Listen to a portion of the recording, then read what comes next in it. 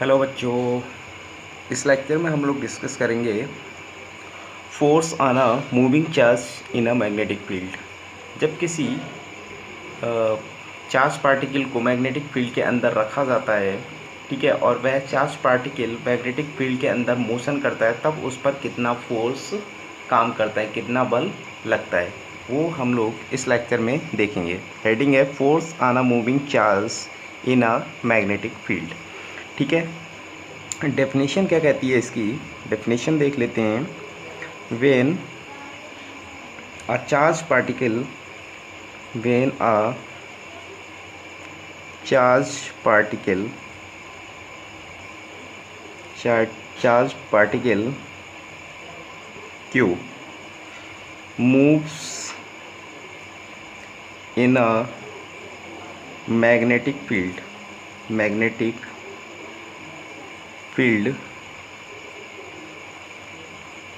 with velocity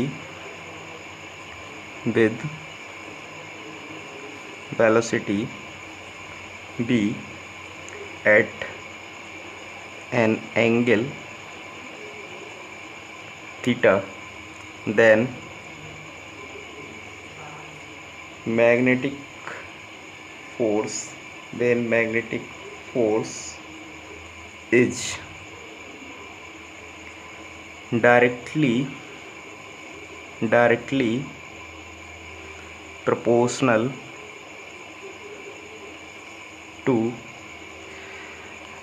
when a charge particle Q, ठीक है, कोई चार्ज पार्टिकल है, कोई आवेशित कण है Q, moves in a magnetic field with velocity B velocity से मैग्नेटिक फील्ड के अंदर, वैद्युत क्षेत्र के अंदर क्या कर रहा है, गति कर रहा है। ठीक है, कोई आवेशित कण बी वेलोसिटी से विद्युत क्षेत्र के अंदर क्या कर रहा है, गति कर रहा है एट एन एंगल थीटा, जो मैग्नेटिक फील्ड के साथ जिसका एंगल कितना है, थीटा।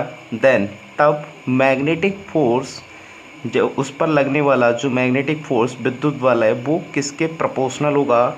ठीक है, तो फर्स्ट क्या होगा, मैग्नीट्यूड ऑफ चार्ज, किसके, मैग्नीट्यूड ऑफ चार्ज। ठीक है, मैग्नीट्यूड ऑफ चार्ज यानी कि F is directly proportional to Q, कि उस चार्ज का मैग्नीट्यूड कितना है। सेकंड क्या होगा, वेलोसिटी कंपोनेंट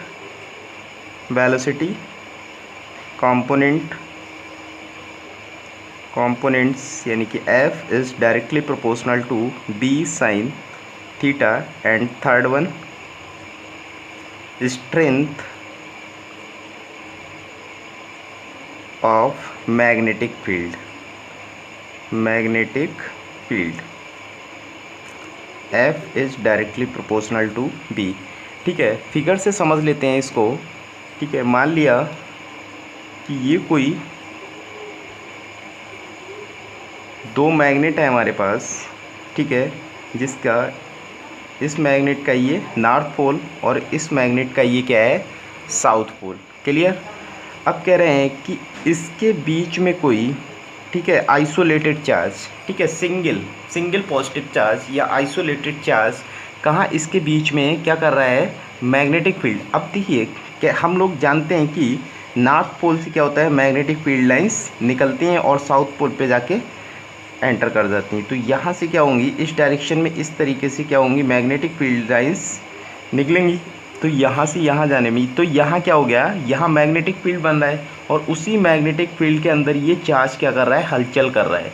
ये चार्ज क्या कर रहा है, हलचल कर रहा है। तो मान लिया मैंने, अब इस पर जो मैग्नेटिक फील्ड, जो मैग्नेटिक फोर्स, मैग्नेटिक फील्ड बन रहा है, वो मैग्नेटिक फील्ड की डायरेक्शन क्या है, ये मैंने मान ली कि बी की डायरेक्शन जो है वो ये है।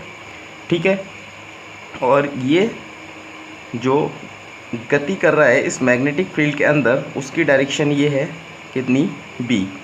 ठीक है, और इस पे लगने वाला फोर्स जो है वो F है।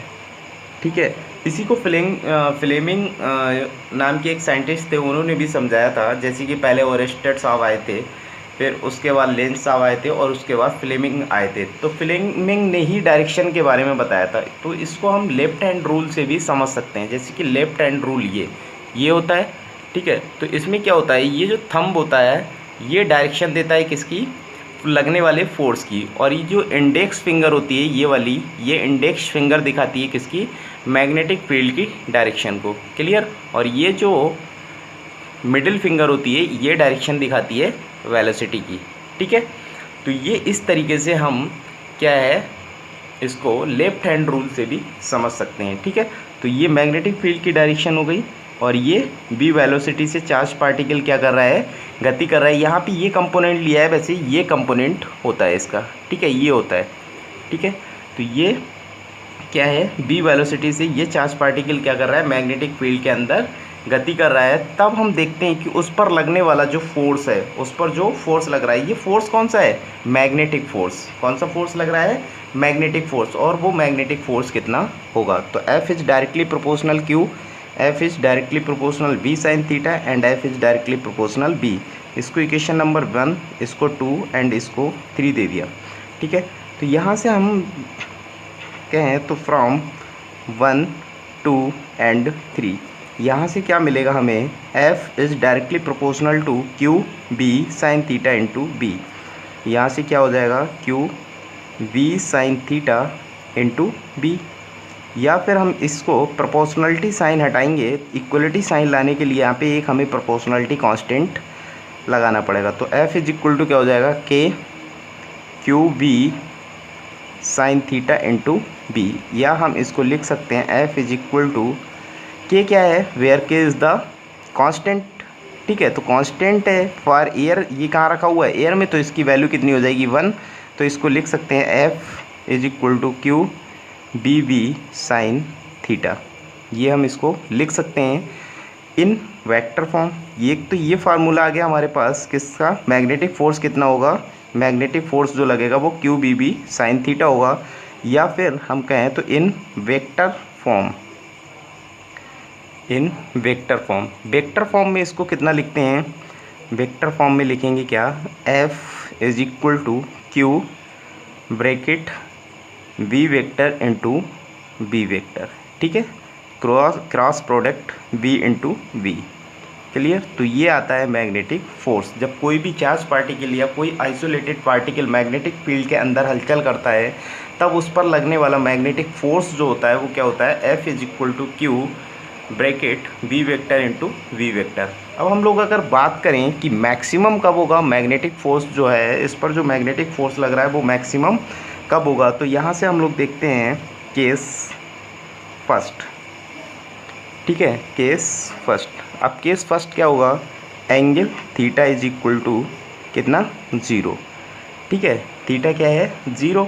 तब थीटा अगर 0 है तो इस इक्वेशन से हम लोग देखेंगे, ठीक है, क्या, F is equal to Q B B sine 0। ठीक है। और साइन 0 की वैल्यू कितनी होती है, साइन 0 की वैल्यू 0, यानी कि F इज इक्वल टू क्या हो जाएगा, Q B B इंटू 0। और 0 से किसी को भी मल्टीप्लाई करेंगे तो क्या आएगा, 0। तो यानी कि यहाँ पर जो फोर्स लगेगा वो कैसा हो जाएगा, 0।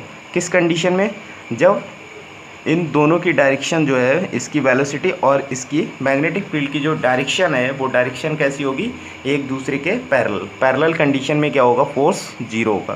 तो यहाँ पे ये कैसा हो गया, मिनिमम फोर्स हो गया। अब मैक्सिमम की अगर बात करें तो केस सेकंड की अगर बात करें तो यहाँ पर थीटा इज इक्वल टू क्या होगा, 90 डिग्री। तब यहाँ से हम लोग अगर देखें तो F is equal to Q B B sine 90 degree, यानी कि साइन 90 कितना होता है, 1 होता है। तो F इज इक्वल टू क्या हो जाएगा, Q B B इंटू 1, यानी कि यहाँ पे जो फोर्स निकल के आएगा वो फोर्स कितना हो जाएगा, Q B B। और ये कैसा फोर्स है, मैक्सिमम।